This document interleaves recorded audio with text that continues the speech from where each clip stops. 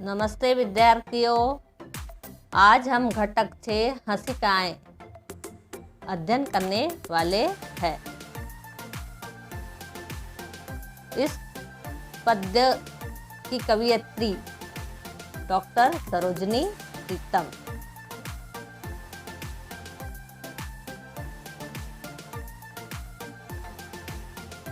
आओ हम इस कवयित्री का परिचय देखेंगे। जन्म 6 सितंबर 1939। रचनाएं पंखों वाला फूल, मूरख चंद, मेरी प्रतिनिधि हंसिकाएं, चूहे और आदमी में फर्क, लाइन पर लाइन, आखिरी स्वयंवर। परिचय। सरोजनी प्रीतम आधुनिक हिंदी साहित्य की सुपरिचित महिला साहित्यकार और कवयित्री है। प्रस्तुत शनिकाओं में हास्य व्यंग के माध्यम से कवयित्री ने समाज की विसंगतियों को चित्रित किया है। इस कविता में जो कवयित्री है सरोजनी प्रीतम, इनकी जब हम रचनाएं देखते हैं तो इनके जो शीर्षक पढ़ के ऐसा लगता है कि इन्होंने अधिक से अधिक जो हंसने वाले, ठीक है, व्यंग्यात्मक रचनाएं हमें दिखाई दे रही है। इस कविता में भी कुछ उन्होंने ऐसा ही प्रस्तुत किया है जिससे हमें क्या होती है, हम खिलकर हंस पड़ते हैं।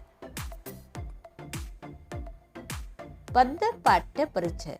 कवयित्री ने इस कविता में क्या प्रस्तुत किया है वो हम देखेंगे। हास्य और विनोद मानव जीवन में अत्यावश्यक है। इसके व्यक्ति हल्का फुल्का महसूस करता है।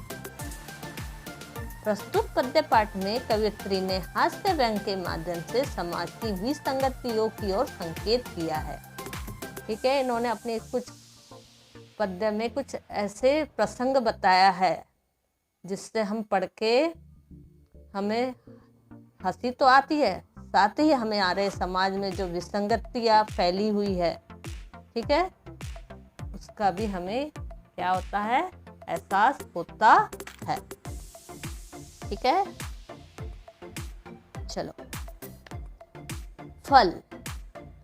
आज की पीढ़ी कितनी तेज है, आज की पीढ़ी कितनी तेज है, सब्र का फल मीठा, सब्र का फल मीठा, लेकिन उन्हें मीठे से परहेज, लेकिन उन्हें मीठे से परहेज। फल यानी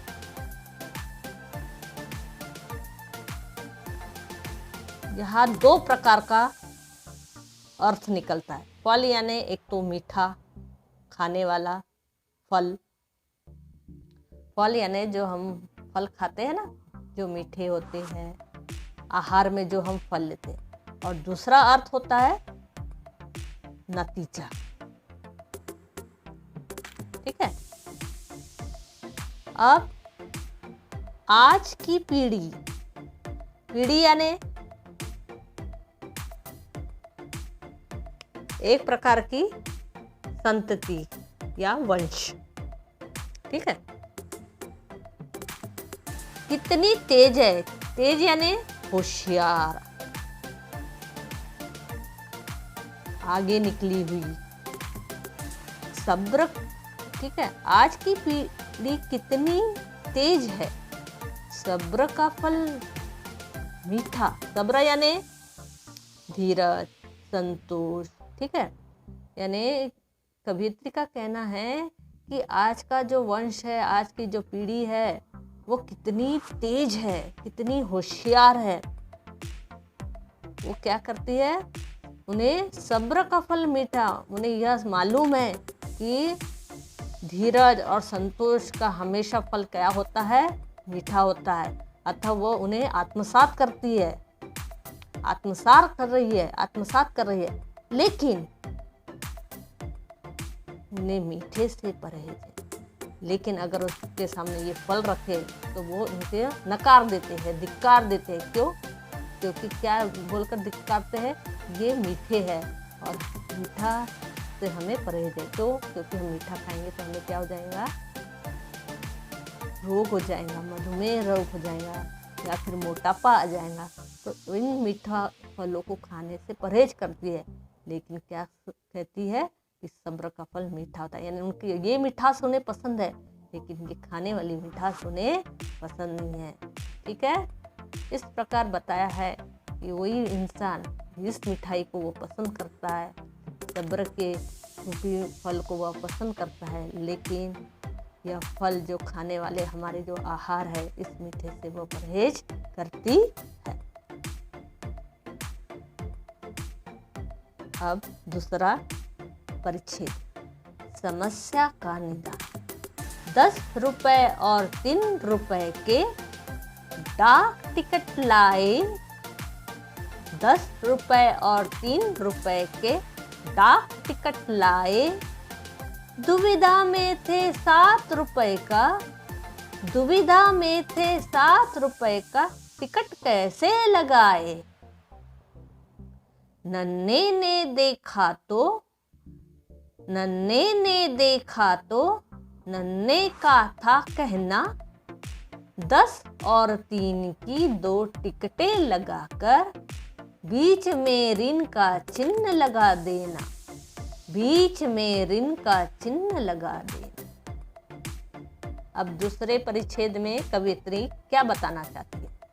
अब देखो, हमारे जीवन में बहुत समस्या आती है, उसी प्रकार एक समस्या यहाँ पर भी आई।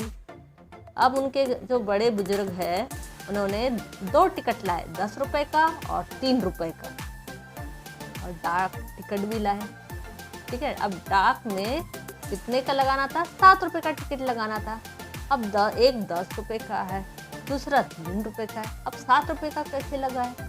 अब उन्हें समस्या आ गई। लेकिन उन्हीं के घर का जो नन्हा है बालक,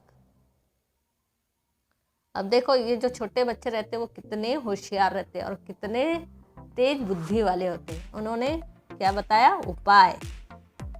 10 और 3 दोनों टिकट लगाओ, 10 और 3 दोनों टिकट लगाओ, लेकिन बीच में क्या का चिन्ह लगाओ? ऋण का। अब आप बताओ 10 में से 3 गया, कितने बच गए? 7, यानी 7 रुपए का टिकट हो जाएगा। यानी एक प्रकार का इस जो प्रसंग में समस्या का समाधान भी हुआ और क्या हुआ? एक प्रकार का विनोदात्मक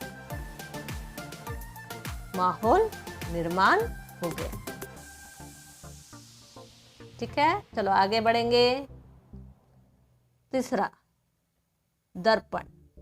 साहित्यकार पति ने कहा, साहित्य को सब अर्पण है। साहित्यकार यानी जो साहित्य लिखते हैं। अब ये पति जी है, ये साहित्यकार है, इन्होंने क्या कहा? साहित्य को सब अर्पण है। साहित्य यानी जो लिखते हैं ना, उनको मैं अपना सब कुछ अर्पण करता हूँ। अर्पण यानी दान करना, भेंट करना, त्याग करना। ठीक है, यानी मैं अपने जो साहित्य जो है मैं उसको अपना सब कुछ अर्पण कर दूंगा, जो भी है सब दान कर दूंगा। यानी मुझ में जो भी है वो सब उसमें दान भेंट सब कर दूंगा। लेकिन दर्पण सुनकर वे बोली। अब ये जो पत्नी जी है, इन्होंने अर्पण के बदले क्या सुना? दर्पण। पति कहता है साहित्य को सब अर्पण है, लेकिन पत्नी अर्पण के बदले दर्पण सुन लेती है। तो फिर देखो क्या कहती है?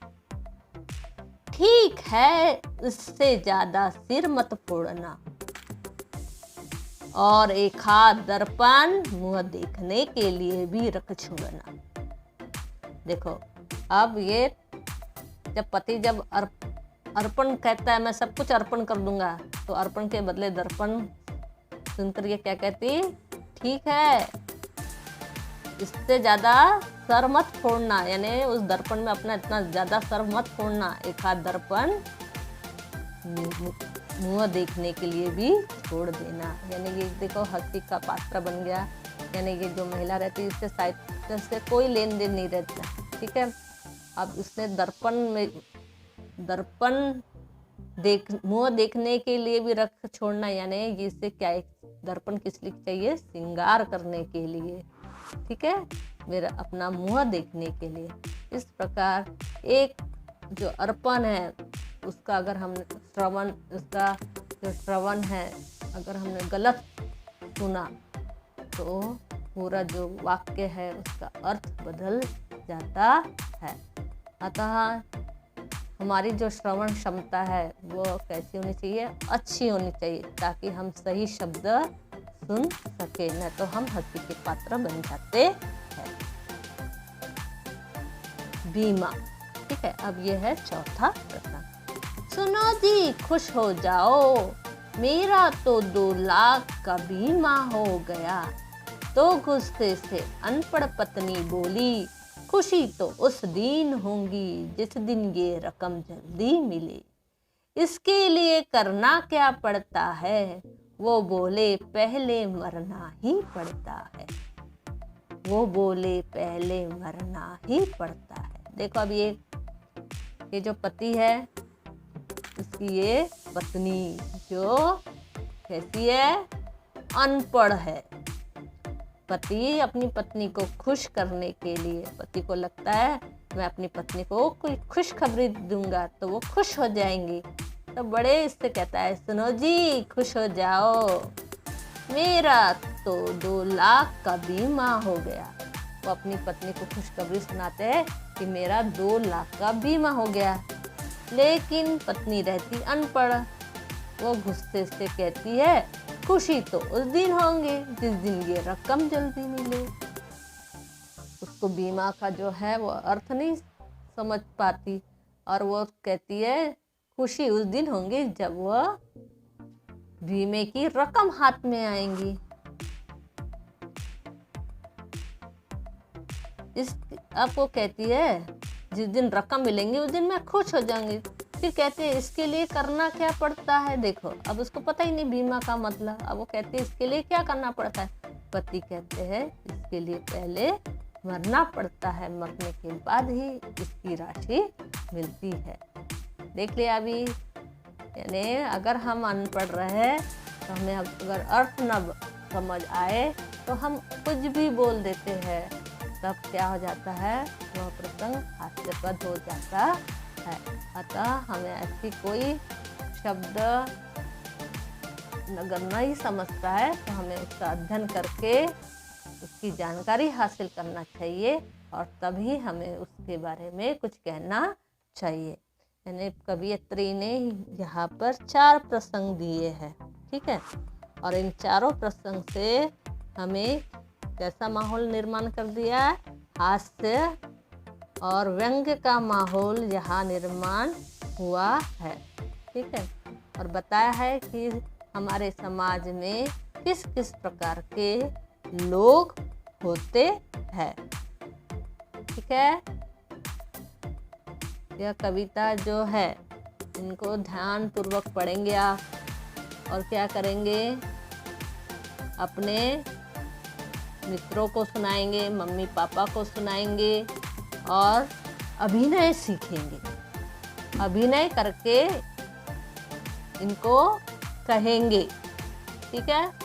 इसके अलावा भी आपको हास्यप्रद गीतों को संग्रह करना है, चुटकुले संग्रह करना है, एक कॉपी बनाना है, कम से कम 10 हास्यप्रद गीत आपको उसमें लिखना है और कम से कम 10 चुटकुले हंसी के पात्र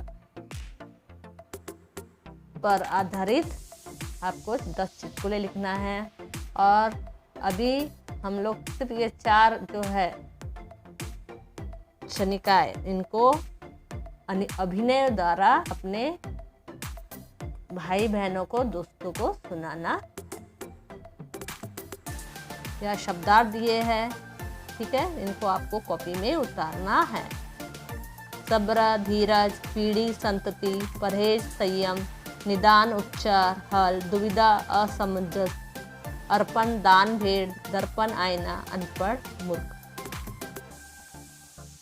फिर विरुद्धार्थी शब्द दिए, मीठा कड़वा, ऋण धन, सिर पैर, अनपढ़ पढ़ा लिखा, जीना मरना। धन्यवाद। लाइक सब्सक्राइब और शेयर जरूर कीजिए।